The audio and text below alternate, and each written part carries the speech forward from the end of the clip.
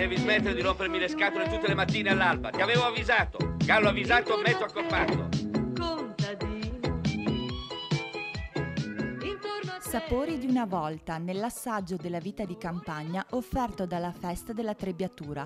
La manifestazione organizzata dal comune di Albignasego è ormai arrivata alla sua 13ª edizione e si è svolta nella Piazza del Donatore con la consueta esposizione dei trattori d'epoca ad opera dell'associazione Tractor Team Albignasego. Nel Parco della Rimembranza, artigiani e artisti hanno dato a dimostrazione delle attività fondamentali della tradizione rurale che caratterizza il nostro territorio.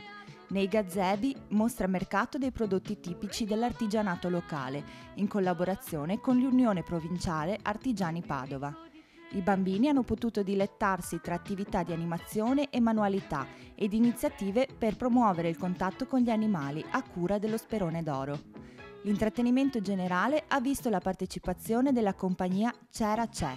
In occasione della festa della Trebbiatura, all'interno di Villa Ubizzi è stata allestita una piccola mostra con l'arredo scolastico degli anni 50 e 60 ed alcune foto d'epoca.